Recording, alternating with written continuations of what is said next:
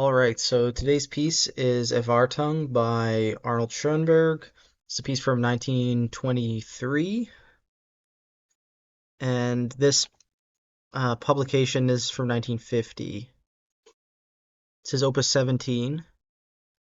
It's a monodrama in 4 acts for soprano. The character's name is Ein Frau.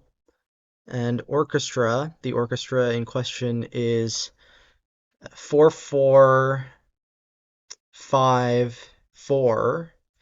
Then 4-3-4-1, harp, celesta, glockenspiel, xylophone, timpani, percussion, and strings. The strings are 16, 14, 12, 12, 10.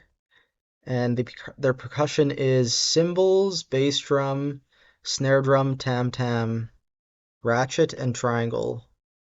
So I guess you would need 3 percussionists because there are 2 pitch percussion instruments. And there are a lot of winds, so let me just rapid fire through the auxiliary instruments if you're interested. We got a piccolo, and then uh, one of the 2 of the other flutes are doubling on piccolo, I think. And then we got English horn, D clarinet, A clarinet, wait, D clarinet, bass clarinet, B flat, and 2 A's. The 2 A's is kind of weird. And then contrabassoon. Even though there's 4 trombones, there's no bass trombone. It's kind of weird. It's just a very big orchestra. You can see it on the page here. So because this is a opera, I'm gonna have to go over some of the plot, and because this is our first Schoenberg episode, I'm gonna have to go over his biography a little bit. So the whole thing takes place in a forest. The soprano is this woman who is searching for her lover in the darkness. She comes across a tree trunk, which she mistakes for a body. Then she does find a dead body, and it is her lover. No one is there to help her.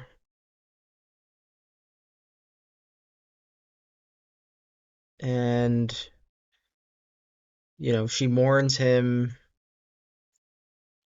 uh, questions what she could possibly do with her life now, and then wanders off alone into the night. So, very strange, little kind of expressionistic scene here. Schoenberg is like one of the most influential composers, if not the most influential, in all of contemporary music.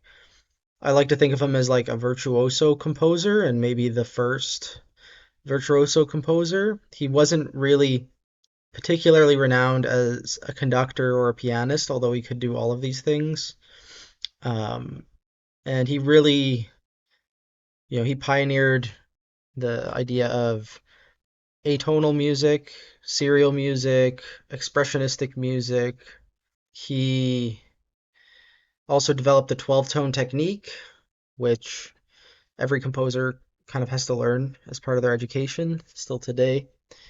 And his approach to contemporary music really sort of shaped what we now know as academic music. Like if you go to university for composing, you are engaging with a system that really upheld Schoenberg's music or was like decidedly against it, right? It was a very, you know, important thing.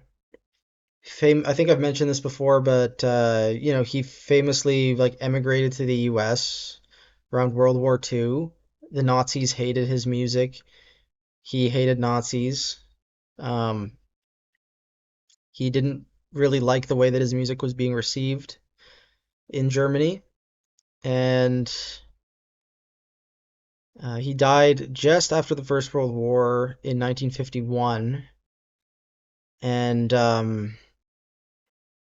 So like a lot of post-war music was looking back at his life and work, and he wasn't really able to comment on music a lot in the post-war period because he wasn't around.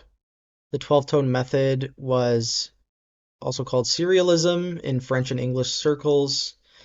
This was a later development in his work. I think it's later than this piece. And he taught this method to Anton Weber and Alban Berg and Hans Eisler. Yeah, so although this is a atonal piece, it's from his atonal period. This was the same year, 1923, when he developed the 12 tone method. So it was actually earlier than I thought. Um, to put this into perspective, like 10 years earlier, he composed Pierrot Lunaire, which was his first like big atonal piece. Yeah, I think we can just get into it. It's obviously very dense writing.